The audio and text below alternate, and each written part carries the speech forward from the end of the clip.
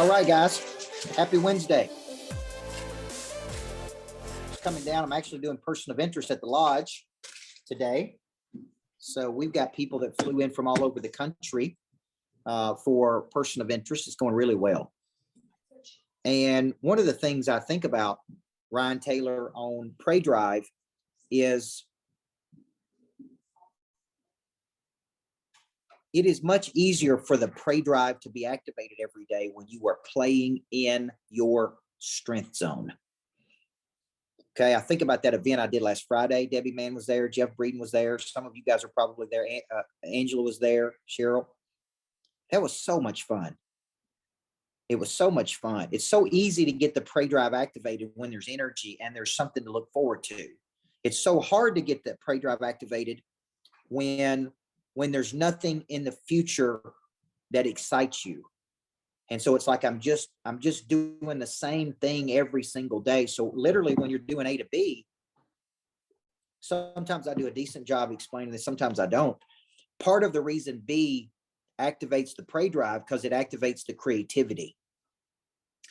All right, yesterday we're coming down the home stretch here on this book, 31st. We're trying to move as many individual units as we can. And I talked to Rory Vaden yesterday, and he started off the day by saying, Coach, I think it's 50-50 that you're going to hit this list.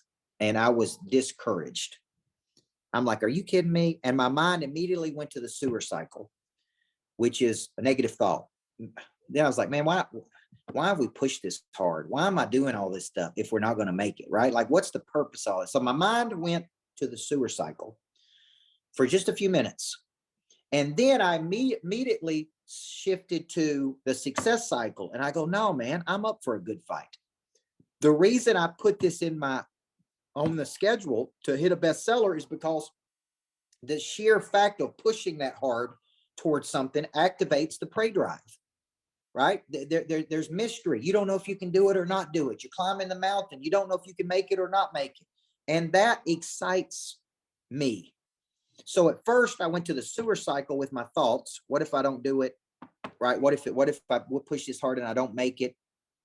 And then I reminded myself, man, you're over there you're in negative town. Okay. You're over there in negative town. Now, so to your question, Angela, I think we're somewhere around 1,500 units individually. We're still getting individual units in of people who've given us addresses, of people who bought in bulk, things like that. And then they're using those to turn them in. And he basically said, look, man, I think you need to get to 1,500 to 2,000 individual units so you can hit this because you're there in the bulk. If you have addresses, send those to Craig at CoachBurt.com. If you have addresses of people, because we can count those as individual units on your bulk order and push them through as individual units. And more than anything, we need individual units right now. Okay. So I want you to think about your life. And I want you to say to yourself, what are the conditions for me to have my Pray Drive on high? What is the environment got to be? Because when I violate that and I don't have these conditions right, then my Pray Drive is lower and I'm not activated. And then I go to sewer cycle. I go to negative town. Okay. And I start going, man, I didn't do this and I didn't do this and I didn't do this and I didn't do this. Part of going from A to B is the journey and measuring the progress. Because I was coaching a young lady yesterday who was so discouraged. That means to take courage away. And we gave her a concept. She's not generating the revenue she wants to yet, but she's talented. And I basically just said, don't go to the sewer cycle. Go into the day with this mindset of it's going to be a fight, but we're going to find a way to win. Like anything worth having is going to have to be earned. Like go into it with the mindset is there's no shortage of money. There's no shortage of possibility. There's only a shortage of outbound effort. Go into it with these mindsets versus the other mindsets you're going into it. Because you're one of the most talented people in the world. When you're low on courage, you can borrow courage from people who have a lot of it. Okay. And I was watching this sermon this morning on insecurity. And what he was basically saying is the reason so many people are insecure is because we place all of our security in things that are insecure. We place all of our confidence in things that are shaky, right? And because we place our confidence in things that are shaky, we're insecure because we don't know if it's going to work or not. And all we can do is go back to the process. And the process activates the subconscious mind. That's what I loved about sports, Coach Burt, is because there's always a game to play. There's always somebody to try to beat, kind of competition. Business world, I didn't feel that same way. I'm like, man, what's the game we need to play? What's the competition we need to have? What's the trophy we're trying to win? And then I started creating competitions, and then I kind of got that competitiveness back that I felt when I was coaching. It's like, man, I got a game to play. There's a big speaking engagement. It's going to be 12,000 people there. It's a big game. I got to perform. I got to prepare. I got to get ready. I got to do this. See, that is what activates the subconscious mind and really activates the prey drive. Okay. Now, today I'm going to talk about one specific driver of prey drive. Actually, I want to talk about environment and exposure. And let me tell you why I want to talk about this. I just did a coaching session yesterday for this new group I've got called Activate that came from the event. And the first session was about identity. It's about becoming something you need to become. And I drew a little thing last night. If you looked at your life path of where you thought you would be today versus where you are, and you said, man, this was my life path. Okay. And it was to become this. And that's X. But for somewhere in my life path, I went over here and I became Y. Okay. The gap in between A to B there is, why did my life path go that way? And am I satisfied with that life path? Or can I become what I set out to become? See, when I was 31 years old, I wrote down on a notepad, Darren, I wrote on a board at my office, is one thing. That's it. Become the next Covey, the next Stephen Covey. That was my whole goal. That's all I wrote down. I didn't write down some of them. I didn't write down become famous. I didn't write down I want to build a coaching program. I literally just wrote one thing down. And I said, this is what I want to become. A thought leader in the world, like Covey was. I want to impact as many people as Covey did. See, that was where I started. This is what I want to become, right? You've heard be, do, have. I want to become a thought leader. I want to have an incredible life. I want to do these big things in the world. And then I started thinking, what prohibits a person from doing those things? If you haven't watched that movie on Elvis, I would encourage you to watch the movie on Elvis, the movie out there about Elvis. Elvis' life path wasn't to die at 42 years old from drugs. Elvis wanted to be known and famous in the world. He didn't say, I wanted to die at 42 because of drugs, or I'm going to get addicted to drugs. I'm going to go down this path. But things happened and he went down that path, right? And so when you think about your life path, there's something you want to become. There's something you want to do. And there's some kind of life you want to have. And it's like, what will level you up to have that life? So I start looking at what prohibits that. Knowledge prohibits it. Skill prohibits it. Desire prohibits it. Confidence prohibits it. Relationships prohibit it. What I mean by that is I don't have these key things in place. So what levels a person up? If David came to me or Tim came to me and said, I want to level up, what levels a person up? Really, two things: exposure and environments. That's what levels people up. Who do I need to be in a room with? You heard me talk about, I put my wife on a plane to go out to California to a coaching program, paid $25,000 to go to a coaching program. And she's in there with 45 women who want to do big things. It's $25,000. And the last thing she said to me when she got on the plane is, I'm scared. I'm scared to go do this. And here's what I said to her: it's going to change your life. Even if you don't learn one thing, going to California, being around those other women, the experience is going to transform you, because she's never done anything like that, right? She's never done anything like, she's been coached, but she's never gone on her own to a coaching program. And she was nervous and insecure and scared. And I said, man, this is going to change your life. That's the success cycle talk. The sewer cycle talk is, I'm scared. I don't know if I can do it. I'm going to be more polished than me, more powerful than me. Okay. And I'm like, this is so good for you. This is going to be transformational for you. What is she doing? So she came to me, and my wife said she want to level up. She said, I need to level up my skills. I need to get better. I need to support you in a different way. We could be so much more powerful together, right? Like, oh, George and Tammy. No, they almost killed each other. George and Tammy did. Now, she said, man, I could be so much more valuable to the business. I could be doing things for women. We could be doing more couples retreats. She's like, I got to level up. And then she said, would you be okay if I sign up for this coaching program? It's $25,000. I said, of course, go do it. Because what levels a person up? Two things: environment and exposure. Okay. California, they're staying at the Waldorf Astoria. She's going to a place she don't typically go to, California. She's at a nice hotel. She's around other women. That's transformational. Okay. So for you, if Darren comes to me and says, look, I want to build an organization. It's this big, got this many agents in it. I'm doing this. I want to be this. I want to be one of the top dudes in the world at this. I want to have this life. I want to do these things. First thing I'm hearing is, man, they're already doing it. Let's get in a room with those people and let's ask a simple question. What are they doing? How are they doing it?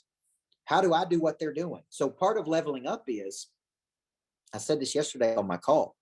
I went to a dinner in 2012 in Riviera Maya, Mexico. I spoke at 10X, me, Bradley, wife, Cardone, his wife, Matt Monero. We go to dinner at night. The bill was $10,000 every night. They would have the most expensive wine, anything. They get a whole table of appetizers. They get expensive, and the bill would come at the end, and it would be $10,000 for dinner. And I was sitting there like, what? Like Bradley would say, do you have some Camus? Yeah, that bottle's, $3,000. Okay, yeah, we'll take that one. We'll take two of those. We'll take a whole table of appetizers. We'll take, and then at the end of the night, they would argue over who's going to pay for it. No, I got it. No, you got the last. I'll get this one. It was $10,000, and I was sitting there like, this is crazy.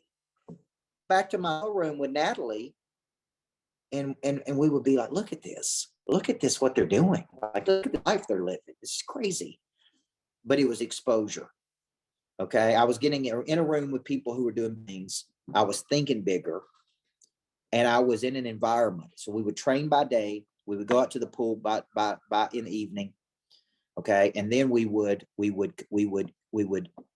have dinner at night. Being in a room with those people changed my whole life.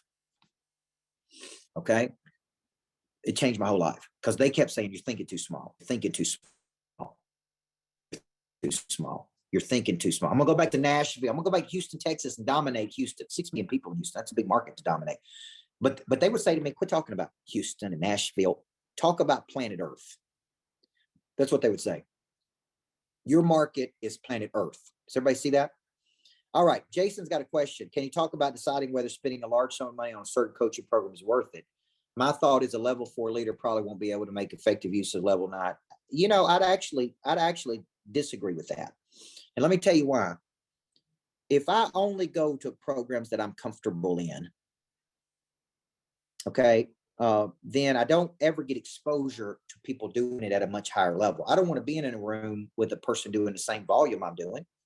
I want to be in a person like I want to be in a coaching program with a guy doing 50 million in a coaching program, 150 million in a coaching program. And I'm going to feel a little insecure. I'm going to be like, man, that dude's doing this amount and I'm doing this amount. This is how I felt when I first went to strategic coach. I was making 100,000 a year, maybe 150. I was in a room and we'd do these exercises and this dude's doing 4 million. And we were doing 10 times multipliers. And his goal was to do 40 million. I was over here doing 100,000, trying to get to 1 million. But let me tell you something. He was thinking different than I was. So I think, to your point, you need to pay to be in rooms with people who can drastically expand your thinking and open up your dreamer to a much higher frequency than what you're currently playing at. And you're not going to get that playing in the same pond with people doing exactly what you're doing. Okay. I actually believe you need to go to a coach who knows how to make money. Okay. And you should say to that coach, like in strategic coach, we had to turn in our tax returns to show how much money we made to be able to get into the program, because they didn't want people who were not able to get in But I actually think when I so that would be my answer to that. Craig, what's your thoughts on that? Unmute yourself. Yep. All right. So here's something I was doing. I was doing a lot of NLP and looking at, like, your past. And we were talking about it at the Person Mentors Bootcamp today. And I know Coach has to eat a little bit, so I'm gonna steal some of his time. But what I would say is, look, if you look back at your life about all the places that you spent money, and now knowing where you currently live today, or what you're currently doing today, or where you're making your money today, those instances which we never write down, we always only look backwards and say, oh, we could have done that. I had the girlfriend who did this to me, or I felt that way. Imagine if you wrote down in all those instances how it made you feel.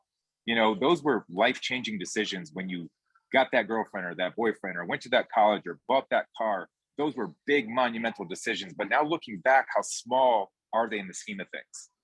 It was all your money at the time, and then you jumped into it. But now with context, you're like, oh man, that was a fraction. That was either a good decision or a bad decision. Well, I can tell you, when you invest in yourself, college, education, a course, reading a book, you're always taking something. You're always learning something. If you're getting a learning, then you could never say that it wasn't valuable enough. You could say that I didn't get a lot out of that, maybe because I didn't put the effort into, I was too busy or distracted. But what I would say to you guys is this, is like, it's okay to be scared, because you've been there before and you found a way to come out on top somewhere along the lines. So, I would say you definitely want to find the person or the industry that you want to, see yourself in. And the person is big, is leading the way. You want to let them lead the way for you. It's funnel hacking if you're a marketer, or it's coach hacking, or learning what they do. You don't want to set the path. You don't need to be a trendsetter at this point in time, especially when it's in the personal development, unless you're just building something that does not exist. But if you're trying to replicate some other person's model, then watch, listen, take notes, see what they do. Right now, that's what I'm doing with Coach. I'm hacking what he's doing, frankly, staying close to him and seeing what he's doing. And part of our relationship is that. So I would say, spend money. I bought Coach's Monster Nation tickets and I freaking worked the event. So just so you know, it's one of those things where it's you spend money and it's okay. It's money. It's getting in the rooms. It's basically educating yourself, etc. So don't get hung up on the money. Get hung up on what you're going to learn from who. Yeah. And to your point, you guys have all heard me tell the story of investing in $100,000 worth of, when I spoke at 10X. And if I went back and look at one thing that really catapulted me, if you hadn't heard the story, I purchased $100,000 worth of VIP tickets. I bought those tickets at 2,000. I sold them for 5,000. So I actually made $150,000 before I even spoke. But it wasn't about that. What it did is it changed my whole life. Investing that $100,000 to buy 50 tickets actually put me on a stage in front of 10,000 people. My life, because I go back, if you don't need more money, you need more people. Okay, so what a lot of these things take courage. Investing in money in something, learning something from somebody, going somewhere. I would tell you, there was be no chance that this book would have even a chance of being a Wall Street Journal bestseller if we would not have gone to Rory Vaden and paid the $14,000 for him to map out the blueprint for us. Because if I would have been cheap, and I would go, you know what, Craig, I'm going to do this. I'm going to try to figure my own. I'm going to try to sell it to the network. I guarantee you disaster, because that dude knew the exact blueprint. So let me ask you, is the $14,000 an expense, or was it an investment to learn a new capability? Because once I've done it once, guess what? I could do it again on the next book. I could do it again on the next book. I could do it again on the next book. I think that's a good question, but I think you got to step back here and you got to say, who has what I need? Who can help me? And if I don't know how to do something, this is a good thing, because I can move toward that. Okay, I can move toward that.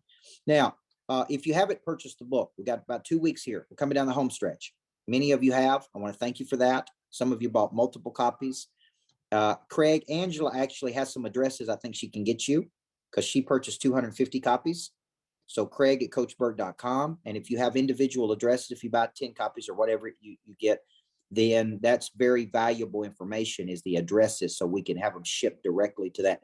And they can actually say, from Angela Baker, this is a gift. You know what I'm saying? Like that can be put in there when they get sent that. Okay. But remember, here's the book. Okay. Big, thick, biggest book I've ever written. looks great, looks incredible. I've been rereading it myself. And here's what I would tell you. It's just an asset, but it is only an asset if it is activated. It is only utilized, if it's only valuable if it is used. So Angela's going to use it to put, she said she's got 75 people in her event. She's doing an event. She bought 250 copies. She said, I want you to come to Virginia. I'm going to do an event for her. She's already got 75 people registered. She fills that place up. There's no way that's going to do anything but help her business. There's no way it's not going to build momentum and energy. There's no way. The only thing it can do is be an asset to her. So she's using the book as an asset. And that's really what you got to do. If you write a book, it's only as valuable as you've been able to market it and get it out in people's hands. Do you know how I would use it, Jeff Breeden? To generate leads, to generate recruits, to generate business, to generate interest. So if you got any questions about that, you can email Craig at coachburt.com. He's handling the book launch. And anybody have any questions for me today on this? Exposure and environments. That's right. Exposure and environments. This is what levels a person up. And if it scares you, you probably need to go get in a room with somebody. Coach, talk about. Go ahead, Craig. Talk about Rockbox. What do you do when you're actually in the room with other people pushing you? It's that team mentality. So, what you just mentioned, exposure and mentality, what you're getting at right there. You level up when you're around other Tigers. You know what I mean? So talk about that. Yeah. Yeah. And the third piece is embarrassment. Activate or prey drive. When you're working out, the beauty of working out with other people is it's embarrassing when you sit, even when you just sit there and take a break for a few minutes, you're like, man, I'm in this embarrassing. Like that dude's over there kicking my butt, right? Or my partner's kicking my butt, or the trainer's coming around kicking my butt. Like Rockbox is an example of environment. And there's an embarrassment factor if you're not working out hard because you're around other people. And it's like, man, it exposes you. No different if I put your results on the internet every single day. If I said, look, here's how many calls Tim Nelson made. Here's how many sales he made. Here's how many people. If he didn't like people seeing it, it'd be like, dang, I got to get better. See, that activates the prey drive. Okay. So if I want to level up, which all of you do, many of you are doing the things you got to do to level up to this next level. Yourself in the room and both. But just remember, if you and your team are trying to level up, a spouse you're trying to level up, a kid you're trying to level up. I told my daughter last night, I'm like, look, right now, your skills are below average in basketball. Okay. I will pay for you to have a one-to-one coach if you're going to get serious about this. Okay. But you're serious about gymnastics. Do you want to be serious about gymnastics? And because I don't want you messing around with basketball if you're not serious about it. You're 10 years old. It's time to get serious about it. If you don't want to get serious about it, let's not waste the time and energy and money and put all that time into you being a world-class gymnast. You got a body for a gymnast. You love gymnastics. You flip around the house. We bought you all this stuff to do. You love it. Why don't you spend all your time being a great gymnastic person, right? If that's what you want to do, let's get you the coaching you need and don't dabble with things over here. And I think that talk with her helped her say, you know what? You're right, Dad. I'm not going to be a big basketball player. I don't want to be a big basketball player, but I do have a desire to be a world-class gymnast. Okay, good. Now let's devote that time. Let's quit dabbling and let's decide. That's really what you got to do. Okay. And so the other day when I was a little discouraged in the morning about this book, then flip the switch. I go, no. It's game time, baby. I started reaching out to people, had teams. I'm going to do a book club. Everybody who buys the book is going to be in a book club with me where I'm breaking it down over a cycle of time. I'm going to put that on the schedule today. And I'm going to say, man, right. So now that activated energy, people reaching out to me today, man, I got a team. I'd love for to be on the book club. See, now we're moving. See, I went from being sewer cycle to action. When in doubt, what do I teach you? Always take an action. When I don't know what to do, I do something. And that energy activates the prey drive and it keeps us moving. Okay. So be on the lookout for that book club, by the way. We're going to be releasing some dates. It'll be a series like this, kind of a prey drive series. And I may take the prey drive for lunch and make it exclusive to only people who have purchased the book and make that the books, the book series. Okay. Because I just don't have a lot more time on the schedule. I'm having a hard time finding dates right now. That's the deal. I've already been overbooked 3 times today. Okay. So love you guys. Great session. Tim, let me answer your question real quick with today to help push. If you got a team of people or you got access to people and involved in this book club, you just reach out to me and go, hey man, I'm going to be doing this book club with Coach Burt on his new book. You get into it, right? You get into the to the deal, and we get you out there. Because you know what I said the other day to Craig, man, I even come close to tapping out all my resources. See, that creativity is like, I need that person and that person, that person, that person, that person can help me. Like all those people would help me if I just reached out to them. So I started reaching out to them. Help, please. Give me your team. Let's do a book club. And people started going, I'm in, I'm in, I'm in. Okay. So you're never out of resource, guys. Even when you think you are, or you're discouraged, you ain't out of resource. You got undercapped assets. Yeah, let me end real quick with anyone who's in our book launch for the the people, the affiliates that got the manuscript early.